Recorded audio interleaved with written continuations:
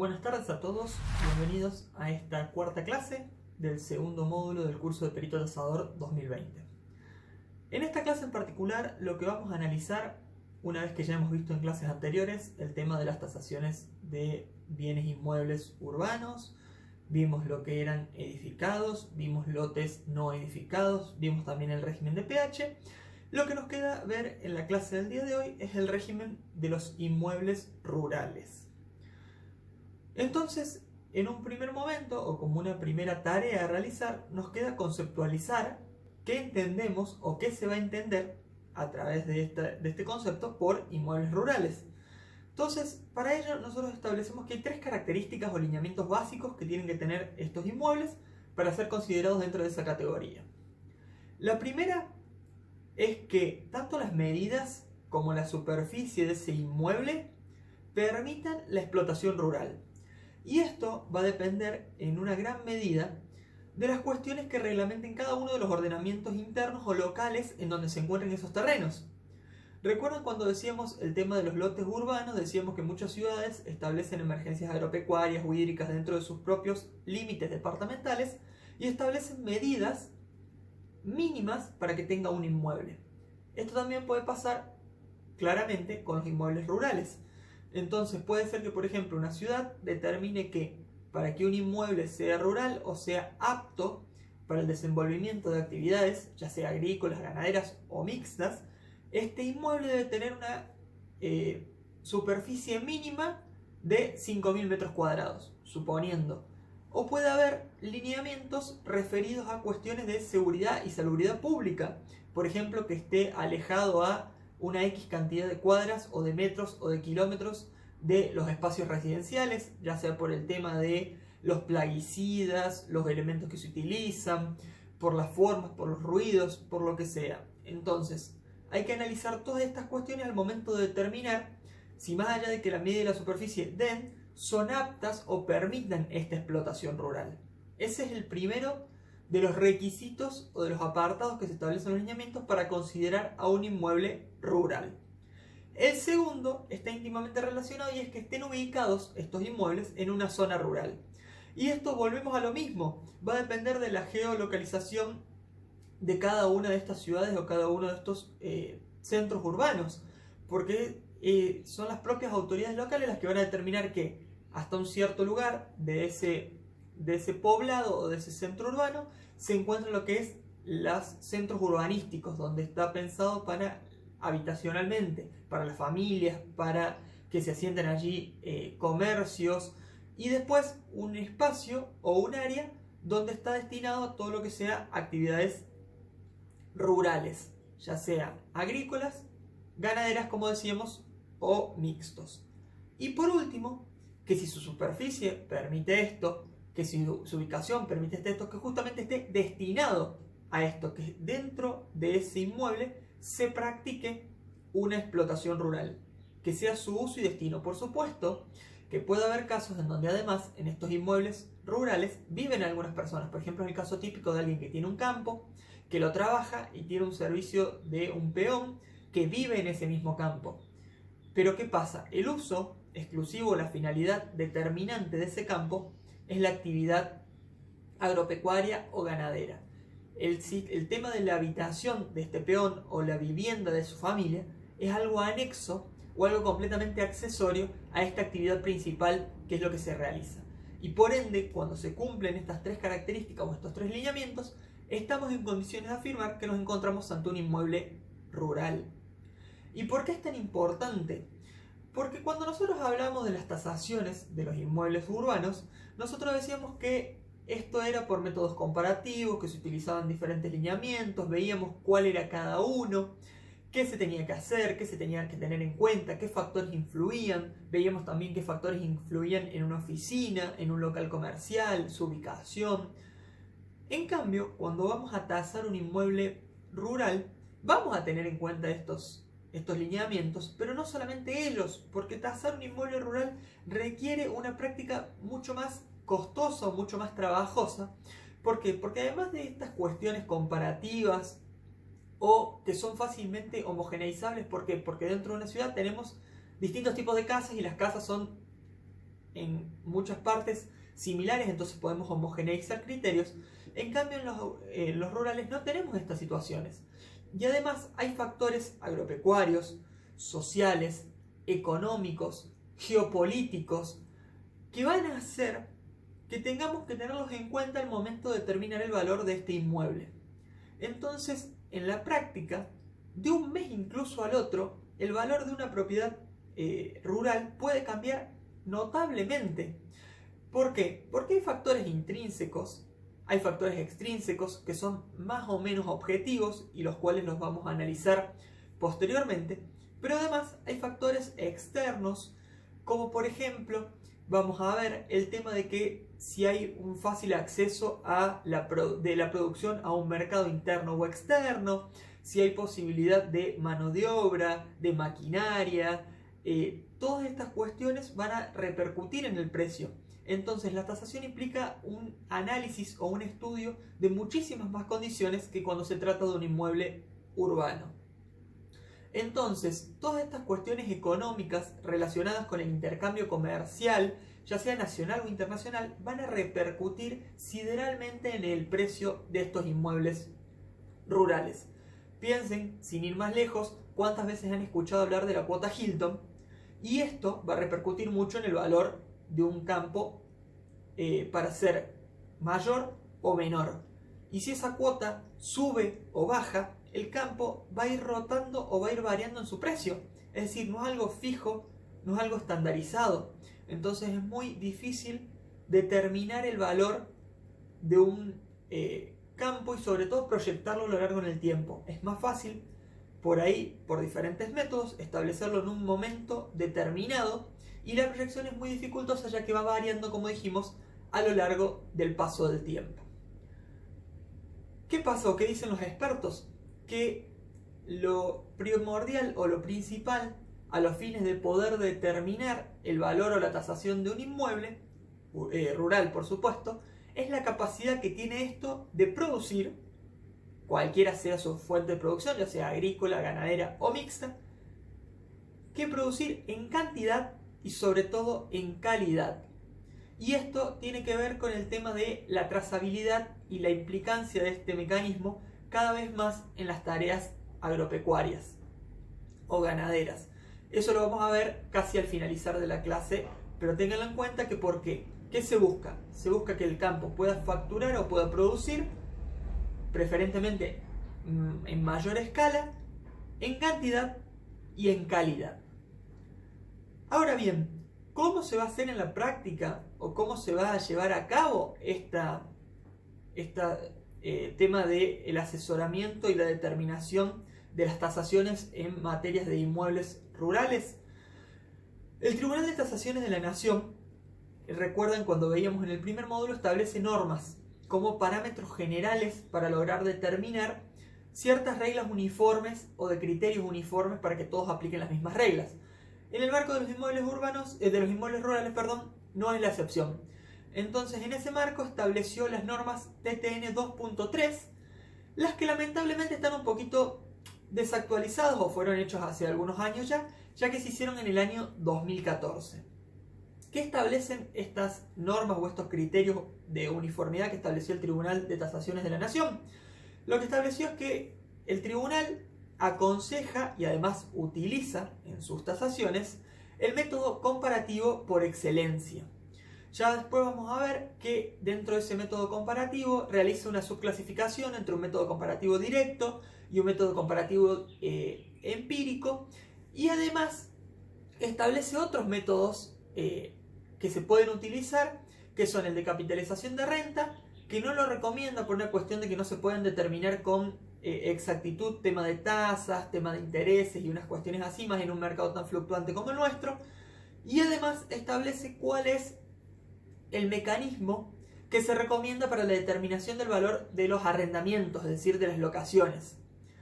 Entonces, vamos a ir en esta primera subclasificación. Decíamos, el que utilizan ellos es un método comparativo, y dentro de ese comparativo ellos utilizan el método directo. Después también tenemos el método empírico, que lo recomiendan cuando se realice en ese lugar una única actividad en forma exclusiva y excluyente. En ese caso, dicen que se puede trabajar con un método más empírico o que puede ser un poco más recomendable.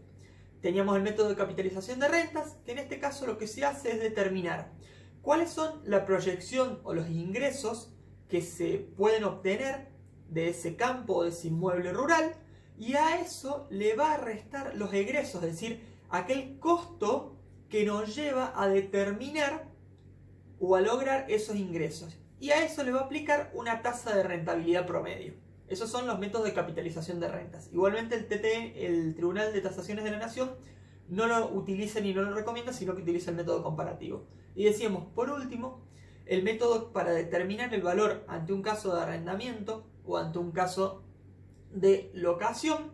Y en ese caso lo que establece es que se va a analizar el valor que tiene el rendimiento de ese campo cuando se producen prácticas usuales en parámetros determinados. Es decir, va a ser un promedio de las prácticas usuales en condiciones normales dentro de ese campo. Estableciendo estos valores o estas proximidades a estos valores, se va a poder establecer o determinar cuál es el valor para el arrendamiento.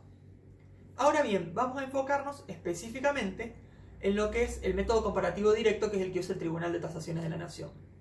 ¿Qué es lo que hace? Lo que analiza es la comparación directa, de acuerdo a factores que se establecen en la normativa, entre el inmueble a tasar y una serie de antecedentes. Recuerden lo que decíamos las clases anteriores, que se recomienda, los especialistas recomiendan un mínimo de 6 antecedentes a los fines de comparar y a los fines de tener una amplia gama de variedad en la comparación, porque algunos van a poder comparar ciertos aspectos que otros a lo mejor no los poseen. Y recuerdan también las reglas que decíamos en los inmuebles urbanos, que también se van a aplicar acá, que por ejemplo si no existen cuestiones en los cuales o antecedentes en los cuales comparar, se buscan sustitutos y que no hay que forzar las comparaciones. Esto siempre es muy importante. ¿Cuáles son las cuestiones que se van a analizar respecto de los antecedentes? Por un lado tenemos las condiciones de ventas, cómo se han realizado, si es a plazo, si es de contado, si fueron ventas o fueron locaciones. También vamos a ver la clase de contratos que se hayan realizado, de qué manera, cómo se accedió a los mismos, el plazo de duración, la vigencia, las garantías que se hayan utilizado en estos contratos, la capacidad productiva que tenga el campo. Esto es muy importante, para qué se utilizaba, cuáles los ingresos promedio, los egresos, lo que llevó a esto, y vamos a tratar de todo homogeneizarlo en determinados coeficientes o en determinados valores que vamos a colocar luego en las planillas que se utilizan.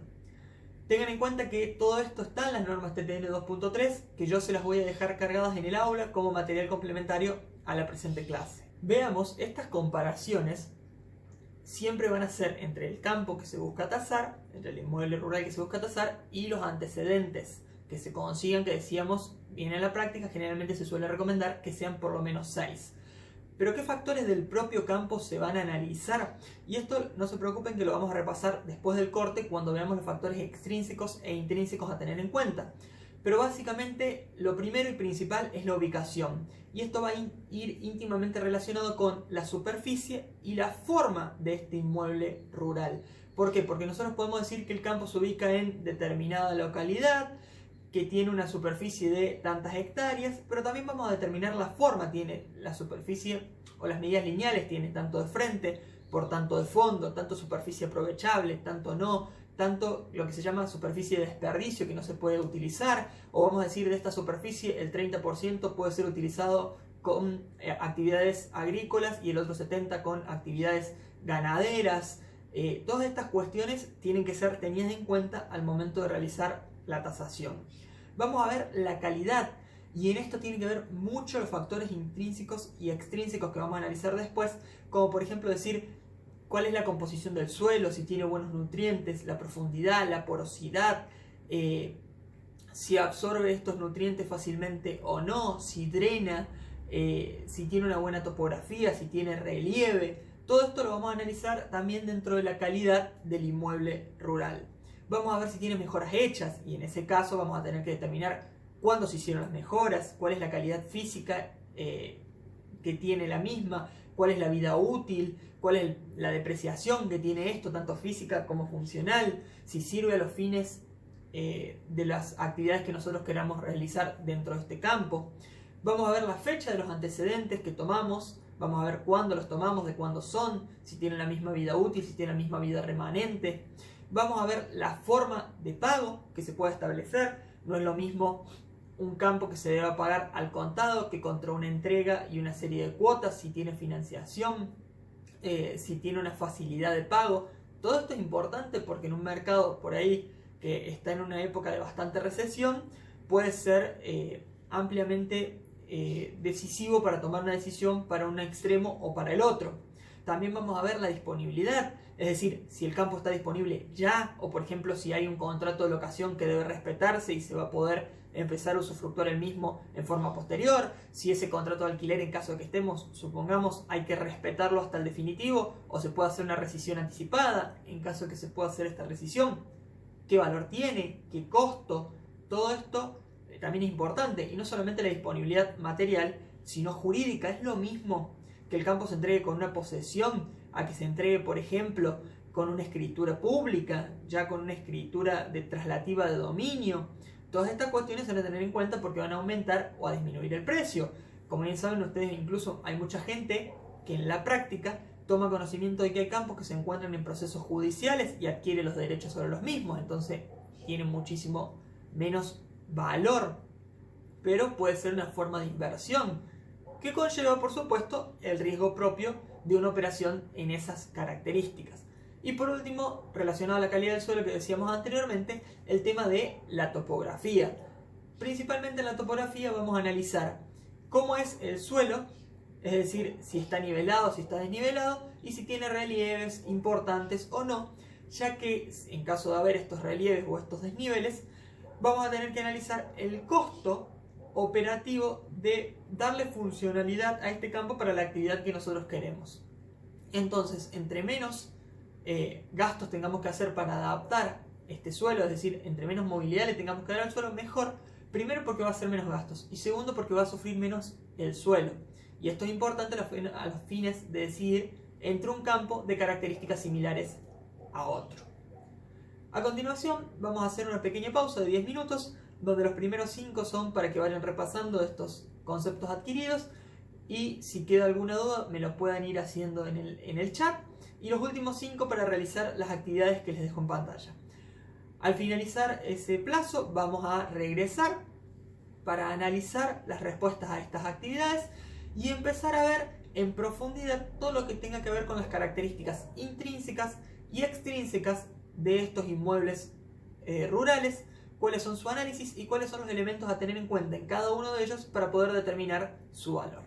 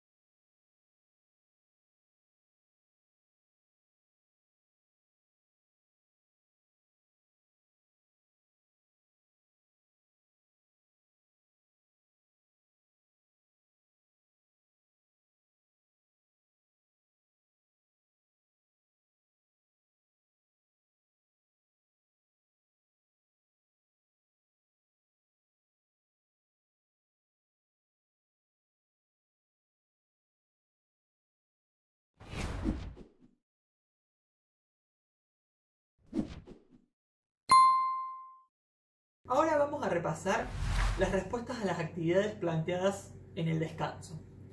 La primera pregunta, lo que se establece es que el Tribunal de Tasaciones de la Nación siempre recomienda utilizar el método comparativo. Y dentro de este método comparativo decíamos que utiliza el directo, ya que el empírico era el utilizado en las acciones o en los inmuebles rurales en donde sea una única actividad la exclusiva o excluyente.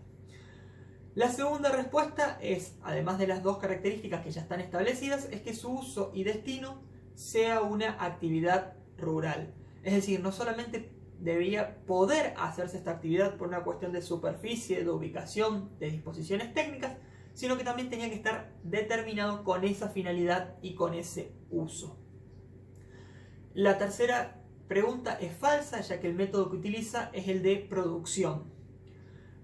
La cuarta consigna, la respuesta es el método de capitalización de renta. Este decíamos que era el utilizado en esta variante o en estas distintas situaciones. Y por último, el ítem que no se tiene en cuenta con respecto a los factores y a los antecedentes es el tiempo en el mercado. Esto no influye al momento de determinar este valor o esta comparación con los antecedentes. A continuación, vamos a empezar a analizar todo lo que es los factores intrínsecos y extrínsecos propios de estos inmuebles rurales. Y estos son los factores que nosotros decíamos que se tienen que estudiar en profundidad y requieren un análisis más técnico o por una persona más capacitada. Si nosotros nos ponemos a pensar históricamente, antes las tasaciones de los inmuebles rurales era, como decían las personas de antes, más a ojo, más con una capacidad de deducción a simple vista. Un especialista iba, miraba, tomaba una serie de medidas y decía, y bueno, y más o menos este campo tiene un valor de tantos dólares por hectárea, pero no había características técnicas. Entonces muchas veces iba después un productor y se llevaba con que tenía que hacer una gran inversión por el tema de que el suelo no tenía o tenía una porosidad demasiado baja, o que no existía tal macronutriente dentro de las capacidades del suelo o de las cualidades del suelo para los cultivos que él quería realizar. Entonces esto con el paso del tiempo se fue perfeccionando, se fue buscando una profesionalización en estas tasaciones. Y ustedes que viven en un momento en que ya hay tantas herramientas y tantos métodos y tantos conocimientos adquiridos, esto ha ido evolucionando y llega a lo que al día de hoy se analizan una amplia gama de factores.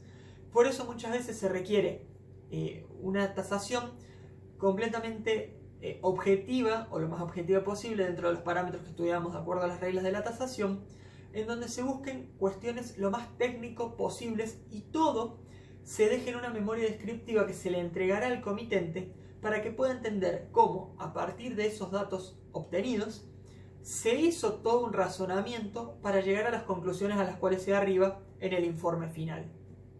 Entonces, cuando veíamos las características intrínsecas, el primero o la primera de estas características y una de las más importantes es el tema del suelo. ¿Qué es lo que se analiza el suelo? Principalmente el espesor del manto. ¿Por qué? Porque este espesor del manto va a permitir analizar las características propias de este suelo. Y esto es muy importante en todo lo que sean actividades de tipo de plantaciones, para hacer cosecha, para hacer siembra.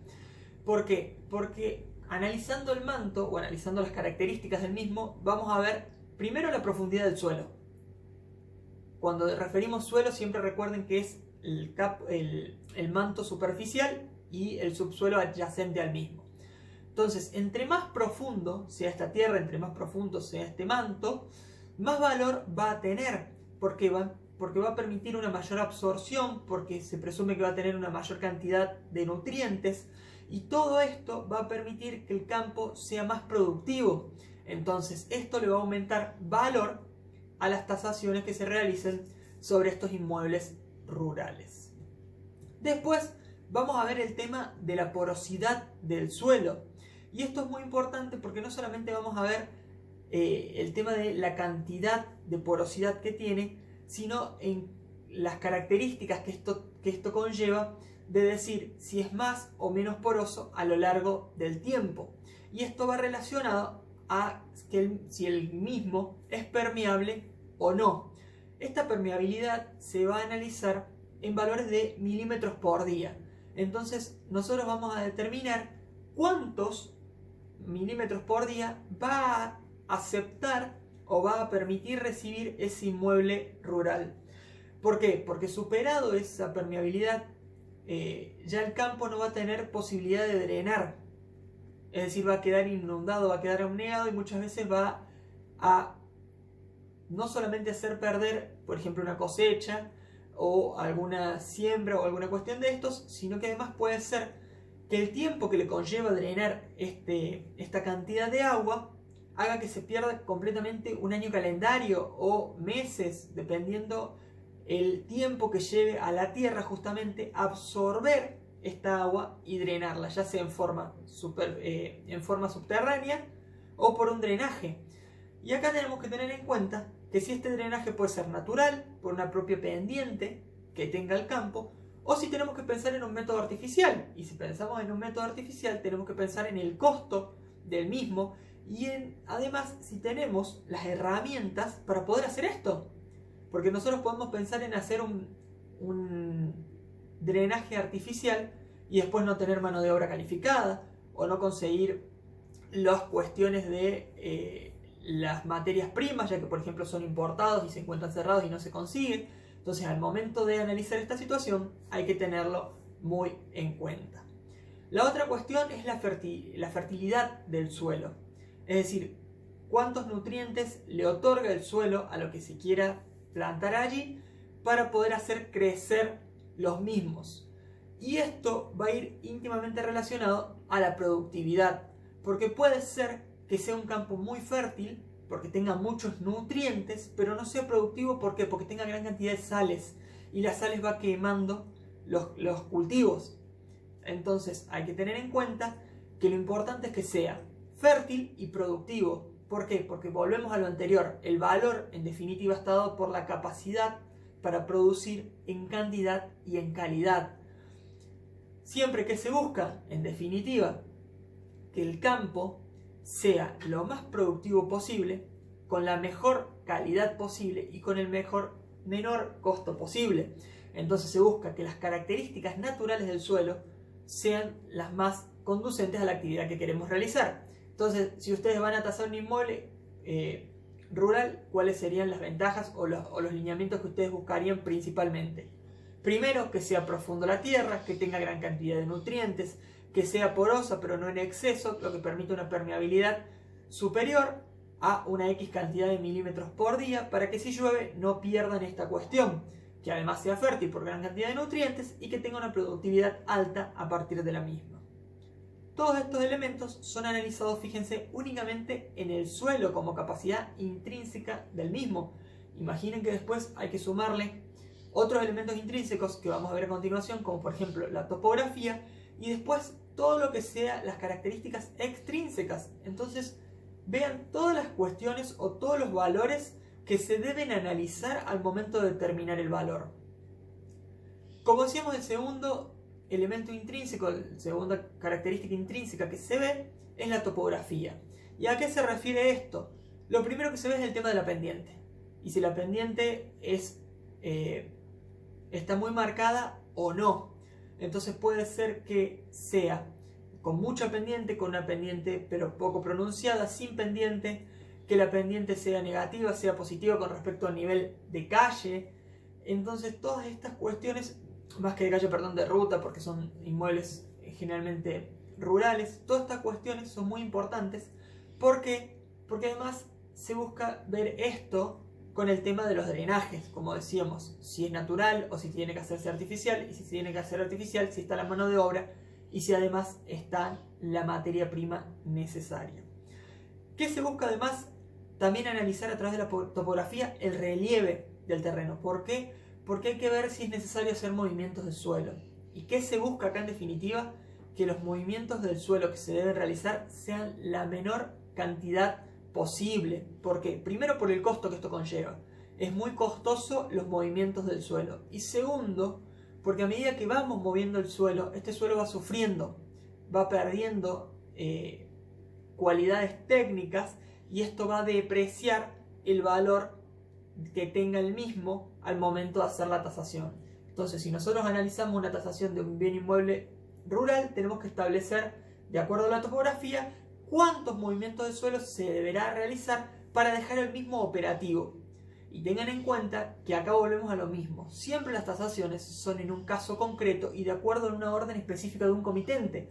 Por consiguiente, no es lo mismo que nos digan que el suelo va a ser utilizado para unas plantaciones de un determinado cultivo, que en ese caso no requeriría movimiento del suelo, a otro que nos digan que es un cultivo mucho más específico, mucho más particular, que en ese caso requeriría un movimiento del suelo mayor y por ende los costos mayores. Entonces, todas las tasaciones, recuerden, se deben hacer a un momento determinado y con un objetivo determinado. Entonces, esto a tenerlo muy en cuenta, ya que muchas veces va a depender, en mayor o menor medida, de la finalidad o la funcionalidad que quiere darle el comitente a este inmueble rural.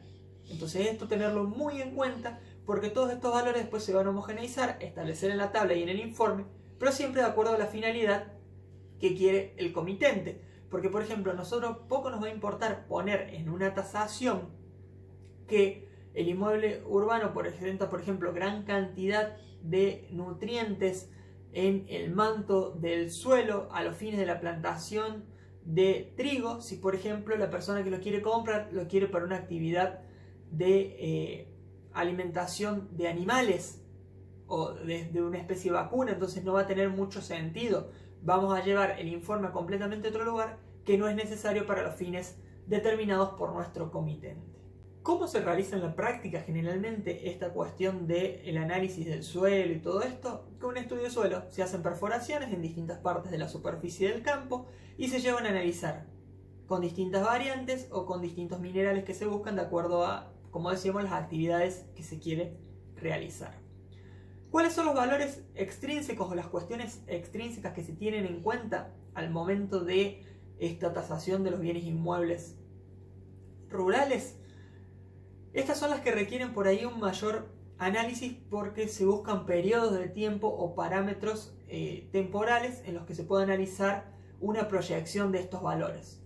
Por un lado, las condiciones climáticas. Se ven los cambios de temperatura, los cambios de presión, la nubosidad que tiene o que recae sobre este inmueble rural, los vientos, cuáles son los vientos, en qué época del año los vientos son mayores, a qué velocidad soplan estos vientos, la orientación de los mismos, si es norte a sur, si son vientos cálidos, si son vientos fríos, si son vientos húmedos, en qué momento del día hay mayor cantidad de viento.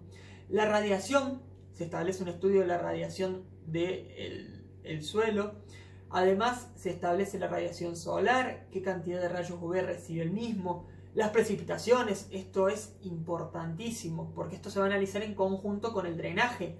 Hay que ver, porque puede tener un drenaje muy bueno, supongamos una pendiente natural que le da un drenaje excelente para la actividad que se quiere realizar, pero que sea un lugar muy lluvioso y por consiguiente que las precipitaciones superen las capacidades de drenaje. Entonces acá, ¿qué vamos a tener que analizar? La cantidad de precipitaciones, el drenaje y la capacidad de permeabilidad del suelo, porque podemos decir, tiene un drenaje bueno, pero el suelo es poco permeable, por consiguiente llueve mucho y aunque tenga este drenaje, el campo no da abasto para drenar la cantidad de agua que llueve, y esto además hace que no sea permeable y se va a terminar inundando o perdiendo cualidades técnicas este campo. Además, se analiza también la presión, a cuántos hectopascales, cuál es el promedio, se ve la humedad relativa y se ve también, que esto es importante, la cantidad de horas de luz que tiene al día este inmueble rural. Esto es muy importante y muchas veces muchos especialistas lo dejan sin considerar en sus informes. ¿Qué se analiza además? Los recursos hídricos, es decir, si hay recursos para riego, si hay capacidad de que el campo tenga aguas superficiales o no. ¿Por qué? Porque siempre se considera que el agua superficial es la mejor manera de dar agua a un campo. Pero si no se obtiene, hay que buscar la forma de obtener aguas subterráneas. Y estas aguas subterráneas implican que esta forma de obtener estas aguas subterráneas pueden ser propiamente por el dueño del campo, que en ese momento va a tener que pensar en cuál es el costo de hacer este método de adquisición de estas aguas, si tiene un sistema de riego, si tiene que adaptar el sistema de riego, si tiene que hacerlo desde cero, y en este caso si tiene la materia prima y la mano de obra especializada para poder hacer este sistema de riego. Si el agua la provee un sistema público o un sistema privado, si es sistema privado, cuáles son los costos, cuál es la disponibilidad. Y esto va relacionado al siguiente ítem, que es cuál es la calidad de esta agua. Siempre se busca que el coeficiente de salinidad que tiene esta agua sea lo menor posible. ¿Por qué? Porque la sal va quitándole nutrientes a este manto o a este suelo o a este campo. Se buscan los drenajes, como esto decíamos, naturales o artificiales, dependiendo del caso en particular. Esto ya hemos hablado, por lo cual nos remitimos a lo que ya expresamos con respecto a este tema. El régimen de tenencia, volvemos a lo mismo. ¿Cómo se tiene este campo? ¿Con escritura? ¿Mediante un simple boleto? ¿El dueño es un dueño perfecto? ¿Está en problemas con esto? ¿Hay una locación que debemos respetar? ¿No? ¿Es acceso a todo el campo o no? Se reserva, por ejemplo, el dueño una fracción, nos lo alquila, por ejemplo, esto es para una locación, no para una venta. Alquila, pero él se reserva un espacio para utilizarlo él personalmente o para vivir con su familia. Estas cuestiones son muy importantes al momento de tenerlas en cuenta. Otra cuestión que lo fuimos nombrando a medida que íbamos avanzando en cada uno de los ítems, pero tiene que ser analizado en particular, es la disponibilidad de mano de obra y además de equipamiento técnico para realizar las funciones o las tareas que se quiera desempeñar en ese inmueble rural. Entonces tiene que ser que estén lo más cercano posible, y el tema de los costos y si es capacitado o no esta mano de obra, porque nosotros podemos decir tenemos un campo pero la mano de obra más calificada queda en una ciudad a 400 kilómetros y tenemos que pagar el traslado más el alojamiento más todo el tema de estos gastos de estas personas. Entonces esto hay que analizarlo y tenerlo en cuenta. La ubicación del campo, y en esto tenemos que tener en cuenta cuáles son los accesos, si se llega por ruta, por camino de tierra, si es una ruta nacional, si es una ruta provincial, si tiene un solo acceso o varios, si tiene un acceso, por ejemplo, mediante un peaje o un acceso alternativo, cuál es el tiempo que conlleva, si la ruta de acceso está en buen estado o no. ¿Por qué? Porque nosotros podemos pensar en a lo mejor un campo para diferentes cultivos y después hay que pensar en el traslado y en el transporte de esos cultivos. Entonces no es lo mismo el costo que nos va a llevar trasladarlo, si es de fácil acceso, si es una ruta, si tienen que ir por un camino de tierra. Esto hay que tenerlo muy en cuenta. Y por otro lado, la altitud. Y esto también se va a ver relacionado con la actividad que se quieren desarrollar. Por ejemplo, piensen en que hay determinados inmuebles rurales en otras provincias donde se hacen vinos en altura. Por consiguiente, se busca que la altitud sea de una determinada característica propia para poder hacer esta actividad. No es lo mismo un cultivo que requiere que sea una altitud más plana o más baja, para decirlo más técnicamente. Además, tenemos que ver la oportunidad de comercialización de los productos que realizamos dentro de ese mercado, ya sea en forma nacional o internacional. Es decir, nosotros vamos a hacer determinado cultivo o vamos a hacer determinados engorde de animales para la venta. Decimos, perfecto, ¿cómo se vende? Por ejemplo, los vamos a vender en el mercado de Rosario. ¿El campo a cuánto se encuentra de Rosario? ¿Qué método de traslado va hacia allí? ¿Cuál es el costo? ¿Cuál es la comunicación, la infraestructura de comunicación y traslado que hay entre una plaza y la otra? Todo esto hay que tenerlo en cuenta. Y por último, y no menos importante, el tema de el acceso a créditos que apoyen la actividad que se está realizando. Muchas veces hay créditos de fomentos a la actividad agropecuaria, a la ganadería, en determinadas regiones. Entonces muchas veces esto es un factor importante a la hora de invertir en un determinado lugar. Si vamos a tener acceso a un crédito blando o con tasas bajas de devolución al momento de, a los fines de fomentar la actividad en esa zona, puede ser un aliciente al momento de invertir en un campo y no en otro. Tengan en cuenta que todos estos factores o la enumeración de estos factores es completamente ejemplificativa. Puede haber muchísimos otros que ustedes pueden considerar o tener en cuenta, y siempre respeten la regla que decimos a lo largo de todas las clases, en que cualquier otro factor, tanto positivo o negativo, que ustedes consideren que puede incidir en el precio y más de acuerdo a la orden sobre la cual se expide su comitente, es decir, la finalidad o la funcionalidad que él quiere, ténganla en cuenta y colóquenla dentro de este informe. ¿Por qué? Porque va a repercutir en un mejor análisis suyo de la propiedad y en que el que va a comprar la misma tenga los mayores elementos de convicción y juicio para tomar una correcta determinación. Ahora bien, siempre hablamos de tasación del bien inmueble rural, pero ¿qué es lo que se tasa dentro de este inmueble rural? Porque no solamente que se tasa el campo o el inmueble en sí, que este por supuesto es el objeto principal de esta tasación, sino que tenemos que tener en cuenta que también se tasan dentro de este inmueble bienes que sean muebles por accesión.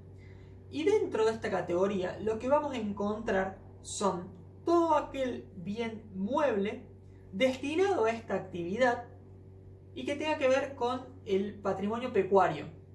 Entonces vamos a tener por un lado los bienes muebles, como por ejemplo las máquinas cosechadoras, cualquier elemento necesario para la labranza. Todos estos elementos muebles son inmuebles por accesión moral, entonces se consideran o se tasan dentro de este inmueble en particular. Y por otro lado vamos a tener otra variante u otro bien mueble que se tasa, que son los semovientes. ¿Qué son los semovientes? Son los animales, aquellos que se pueden mover por sí mismos. Entonces, ya sea que haya ganado mayor o menor dentro de ese campo, va a ser un elemento necesario al momento de la tasación.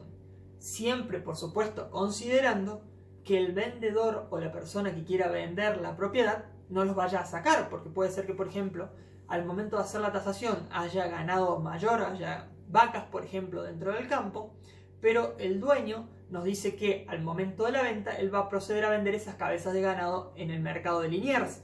Entonces hay que tener esto en cuenta para saber si los consideramos o no. Pero puede ser, y es muy importante tenerlo en cuenta, que se tengan que sumar estos bienes muebles, estos semovientes, a los bienes que se van a tasar dentro de un inmueble. El último tema referido a las tasaciones de bienes inmuebles rurales son dos coeficientes muy importantes que hay que tener en cuenta, que el primero es el coeficiente edafológico. ¿Qué es esto? El coeficiente edafológico es aquel que se compara el campo o la propiedad del inmueble rural con una propiedad óptima, de acuerdo a las funcionalidades y finalidades, por supuesto, que está buscando el comitente, y de acuerdo a ello se establece la capacidad agrícola que tiene el bien a tasar. Entonces se lo compara con uno óptimo, con uno de capacidades óptimas, y de ahí se saca la capacidad agrícola del que estamos nosotros tasando. Y el otro coeficiente que es muy importante es el coeficiente de riego, que lo que va a calcular es la cantidad de agua por hectárea de un campo con derecho a riego. Y esto es muy importante analizar el tema del derecho a riego, porque hay campos que permiten o habilitan el riego indiscriminado y hay otros que dicen o establecen un límite de riego que puede ir desde que sea imposible regarlos, porque es una zona que está, por ejemplo, sometida a emergencia hídrica y por ende lo único que se puede hacer es esperar agua de lluvia, o hay otros que permiten riegos en distintas medidas o con distintos límites cuantificables. Lo que establecen los profesionales es que es muy importante el tema del derecho de riego. ¿Por qué? Porque si no hay derecho de riego, el campo vale muchísimo menos que un campo que sí lo posee. Se establece, para que ustedes tengan más o menos una noción práctica, que un campo sin derecho a riego vale un 20% de lo que vale uno con derecho a riego. Fíjense la distancia astronómica entre uno y otro. Pero tengan en cuenta que si no tiene derecho a riego, van a tener muchísima más dificultad al momento de hacer determinadas actividades. El siguiente tema a desarrollar es el tema de la rotación de cultivos. Esto es un tema simple, que la mayoría ya tiene una noción antecedente de qué es esto, y es cuando lo que se hace es, justamente como su nombre lo indica, ir intercalando, rotando o cambiando las plantaciones o diferentes plantas o diferentes familias de plantas o cultivos. ¿Para qué? Para que las mismas siempre absorban diferentes nutrientes. Esto se va rotando por periodos temporales, que puede ser 6 meses, 1 año, 5 años, dependiendo de la finalidad de las plantaciones, de los cultivos o de las capacidades propias del manto de la tierra. Entonces, lo que se busca siempre es rotar estos cultivos en estos periodos de tiempo y siempre rotar cultivos o rotar plantas de familias de plantas, perdón, con diferentes capacidades de absorción de nutrientes y que requieren diferentes nutrientes, para que justamente se busca con esto determinados objetivos particulares y específicos que son, como por ejemplo, aprovechar mejor el abono de la tierra. Esto es uno de los principales beneficios que se busca, ya que van a absorber diferentes nutrientes y por ende va a potenciar las capacidades de la tierra. Se controlan las malas hierbas. Esto también es uno de los beneficios que otorga la rotación de cultivos. Y además disminuye las plagas y las enfermedades y permite controlarlo en una medida más estandarizada y con mayor proyección y mayor tasa de éxito. Si esta rotación no se realiza, los campos se van agotando, van perdiendo sus propios nutrientes minerales y puede ser que incluso lleguen a un punto en que ya no repercuten o no dan beneficios como lo venían haciendo. Entonces, a los fines de cuidar la tierra y además con un tinte totalmente económico, siempre es aconsejable que se hagan las rotaciones de cultivos. Por supuesto que el plazo de vigencia o el lapso temporal por el cual se debe rotar y a partir del cual se debe rotar, es decir, se rota por tanto tiempo y después de tanto tiempo, va a ser determinado por los profesionales que establezcan las cuestiones más botánicas de estas plantaciones o de estos diferentes tipos de plantas o de cultivos. Pero es muy importante realizarlo y realizarlo de una forma consciente e integral. Por otro lado, cuando nosotros hablamos de inmuebles rurales, siempre referíamos a los campos y dentro de los mismos podemos decir que existe una clasificación de acuerdo a la actividad que se vaya a realizar en ellos.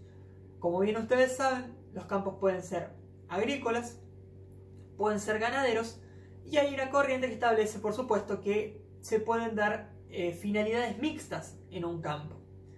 Entonces, en los campos ganaderos lo que se hace básicamente es la cría de animales de ganado mayor o menor.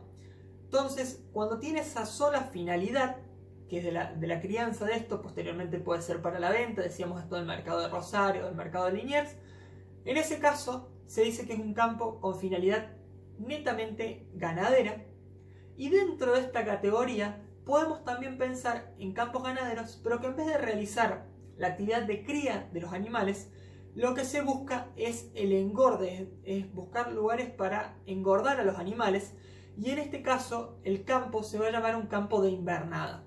Entonces tenemos el campo ganadero, que es netamente ganadero, que es para la cría, y para el engorde está el campo ganadero de invernada. Estas son las diferentes categorías.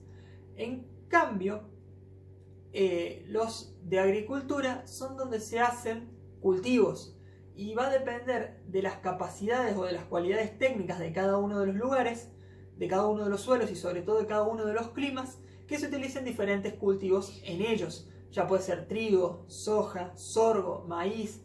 Va a depender muchas veces de qué se cultiva en cada lugar y de qué se permite cultivar de acuerdo a los factores extrínsecos que veníamos analizando, como puede ser el clima, las precipitaciones, la humedad, la cantidad de lluvias.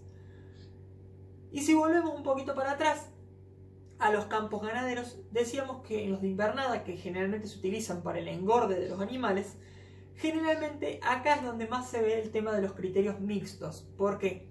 Porque se puede mezclar con una agricultura de forrajería, justamente para engordar a los animales. Se utiliza una fracción o una porción de este inmueble rural para hacer forrajería, o sea, para cultivar forrajería y que los propios animales coman eso y engorden. Entonces este es el caso típico de un campo con finalidad mixta, un campo mixto, donde se hace tanto agricultura como ganadería. El último de los temas que nos queda desarrollar en esta clase es el tema de la trazabilidad en las actividades rurales, en las actividades tanto agrícolas como ganaderas. Principalmente esta cuestión está relacionada en los procesos comerciales. ¿Por qué?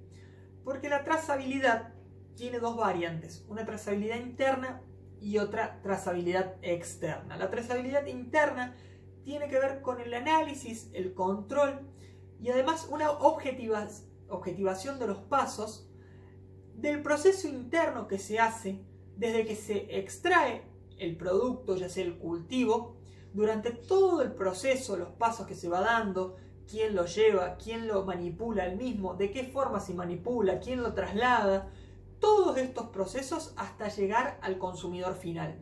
Entonces todo este análisis del proceso y esta objetivación, ¿para qué?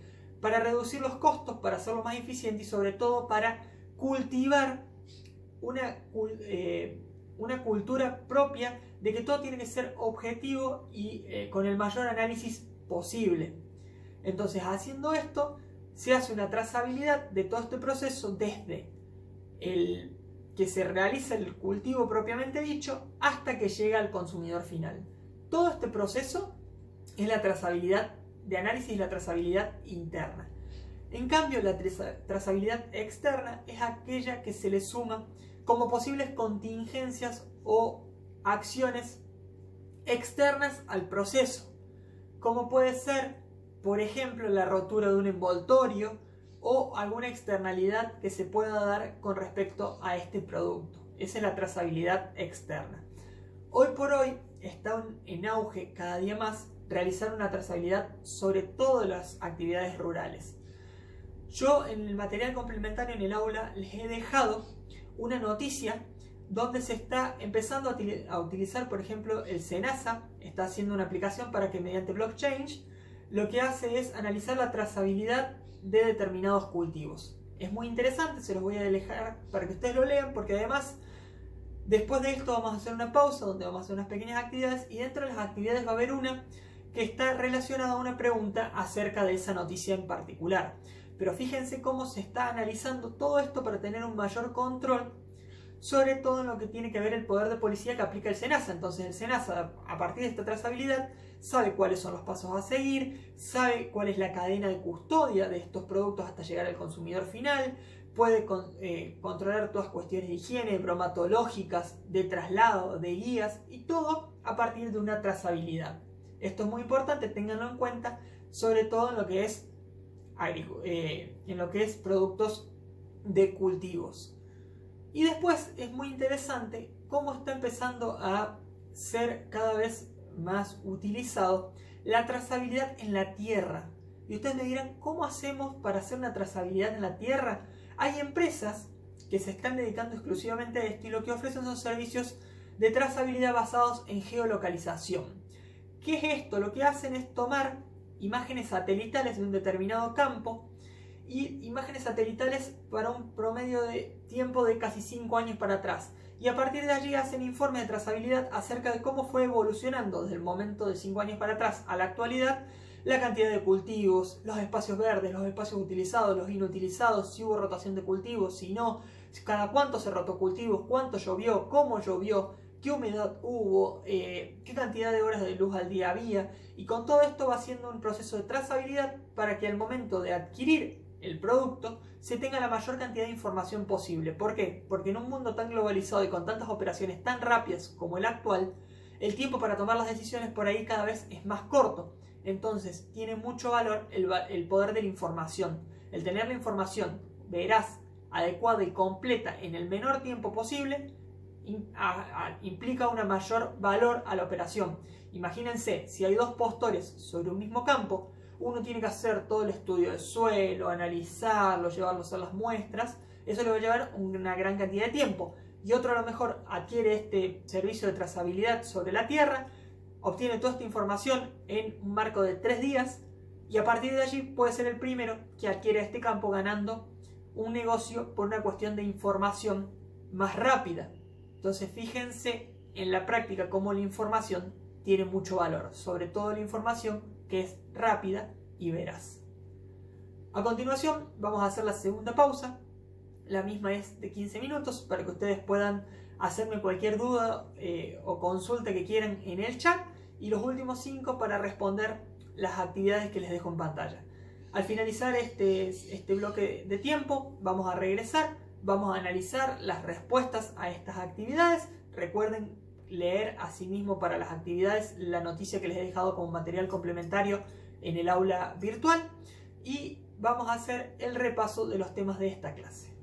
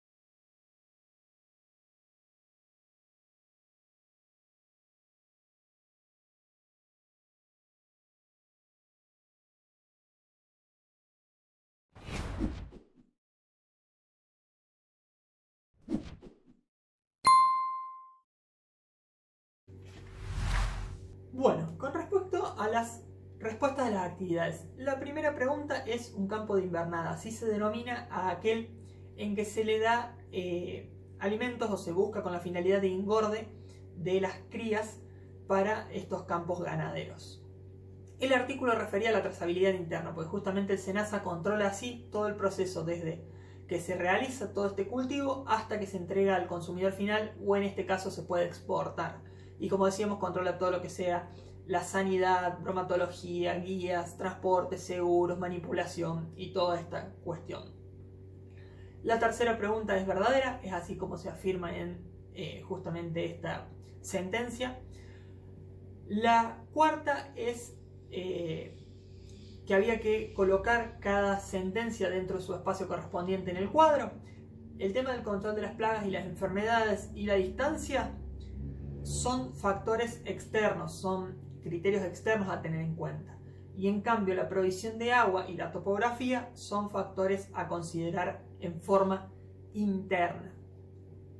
¿Cuáles son los dos coeficientes? Decíamos que era muy importante, el edafológico y el de riego. El edafológico era el que comparaba el campo con uno óptimo para sacar la capacidad del mismo, y el de riego era la capacidad que tenía con derecho a riego por sobre las hectáreas de la superficie del campo.